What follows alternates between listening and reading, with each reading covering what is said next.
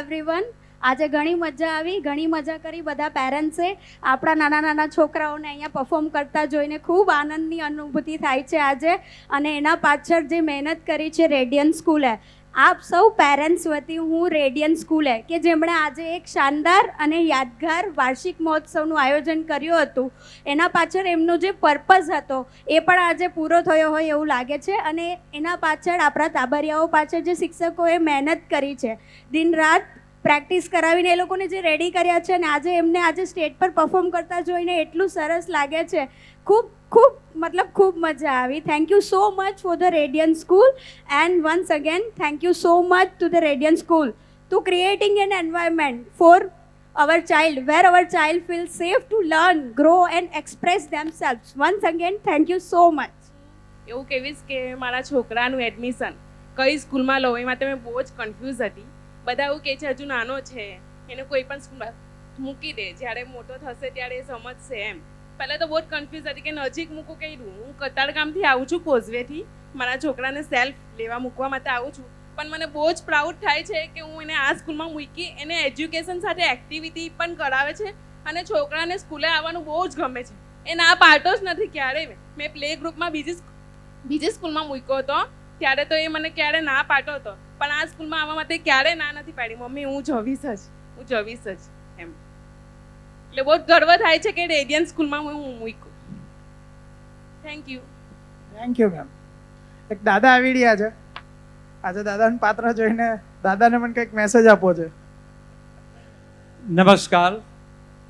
The radian English international સ્કૂલના હોશિલા, ઉત્સાહી અને વિદ્યાર્થીઓના સર્વાંગી આંતરબાહ્ય વિકાસ માટે પ્રયત્ન કરનારા આદરણીય સન્માનનીય શ્રી માંગુકિયા સાહેબ અને એમની સમગ્ર ટીમ, આદરણીય આચાર્ય સાહેબો અને હોશિલા ઉત્સાહી શિક્ષક મિત્રો, એના કર્મચારીગણ, આજે મેં ધરોહરને ખૂબ આનંદથી માણ્યું. અભિનંદન આપું છું કે બાળકોના જે સર્વાંગી વિકાસ માટે તમે ખૂબ સરસ પ્રયત્ન કરી રહ્યા છો.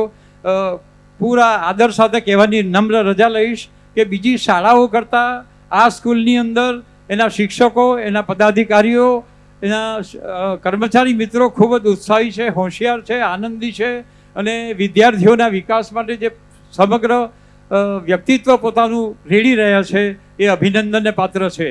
આજે જે આપણે ધરોહરના દ્વારા જે નાટક જોયું અને નાના નાના ભૂલકાઓ બાળકોનું જે સરસ મજાનું પરફોર્મન્સ હતું, ખરેખર એ અભિનંદનને પાત્ર છે. બાળકોનો જે સ્ટેજનો જે ભય હોય એ તમે દૂર કરવાનું સુંદર કામગીરી કરી છે અને ખરેખર અભિનંદન આપું છું.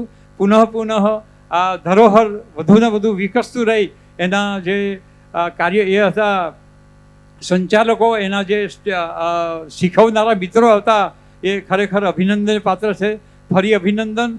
અને સમગ્ર ગુજરાતમાં ધ રેડિયન ઇન્ટરનેશનલ સ્કૂલ પ્રથમ નંબર આવે એવી મારી શુભેચ્છાઓ સાથે હું વિરમું છું. આભાર મને તક આપવાની માટે. મારો પૌત્ર નક્ષ મયુર સોલંકી અને આ ટ્વિશા બેબી આ સ્કૂલમાં ભણે છે અને એનું પરિણામ જોઈને અમને આનંદ થાય છે. એની માતા પણ એક પ્રાથમિક શાળા, નગર પ્રાથમિકના ઉત્સાહી શિક્ષિકા છે. એના પિતા પણ કર્મચારી છે અને એમના દાદીમાં પણ પ્રાથમિક શાળાના આચાર્ય હતા અને સરસ મજાનું આ શિક્ષણથી અમે બહુ ગૌરવ અનુભવીએ છીએ. ફરી વાર અભિનંદનને આભાર. ધન્યવાદ. Hello everyone.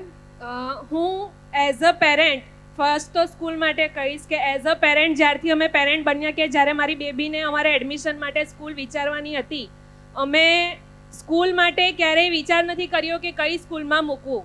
First of all આ સરની ઇમેજ, મારો ભાણિયો આ સ્કૂલમાં 12th સાયન્સમાં છે, એ મારા બચ્ચા માટે સરનો જે પર્સનલ સપોર્ટ હતો, જે પર્સનલ ધ્યાન હતું, એ જોઈને આ સરને જોઈને મેં મારી બેબીને આ સ્કૂલમાં એડમિશન લીધું હતું.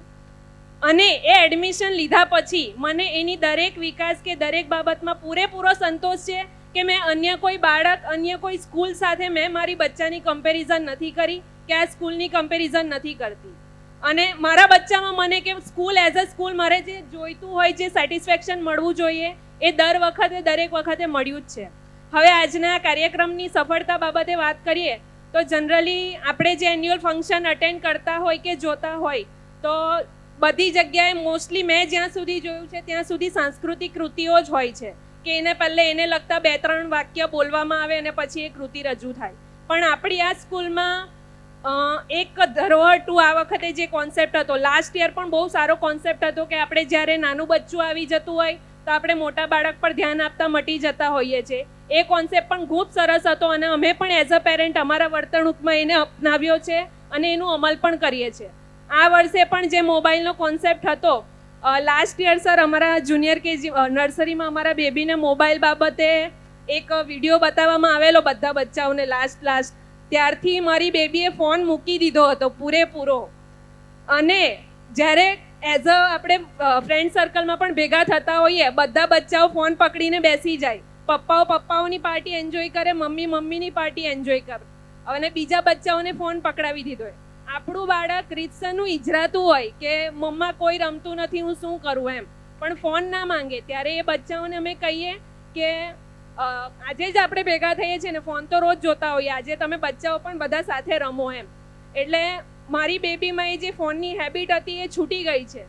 ખરેખર આજકાલનું આપણું એઝ અ પેરેન્ટ કલ્ચર એવું થઈ જાય છે કે આપણે આપણા કામમાં એવા વ્યસ્ત હોઈએ કે આપણને કામ કરવા માટે સમય જોઈતો હોય ત્યારે બી ફોન આપવો પડે કે બચ્ચા તું થોડીક વાર ફોન જોઈ લે. પણ એ ફોનની ટેવ પણ એના કારણે ભૂલી ગઈ છે અને ઓછી થઈ ગઈ છે ઘણી. એટલે એ બાબતે પણ આપણી સ્કૂલનો અમે થેન્કફુલી આભાર માનીએ છીએ. અમારા ટીચર્સ પણ અમારા બચ્ચામાં પર્સનલી ધ્યાન આપે છે.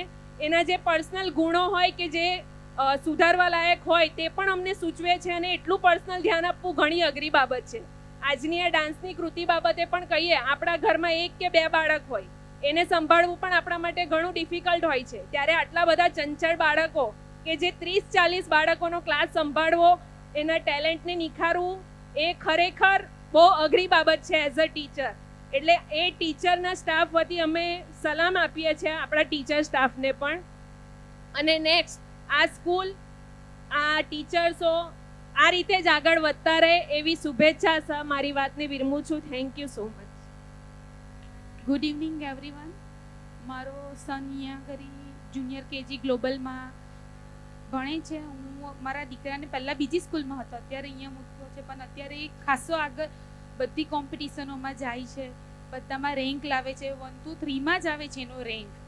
અને અત્યારે જે નાટકમાં કર્યું છે તે જ નાટક એવું જ સેમ અમારા ઘરમાં બેઠું થાય છે કે દાદા દાદી એક ટાઈમ પર લઈ જાય, એક ટાઈમ પર મમ્મી પપ્પાનો ટાઈમ હોય છે, એક ટાઈમ પર બધા ભાઈ બહેનનો ટાઈમ હોય છે.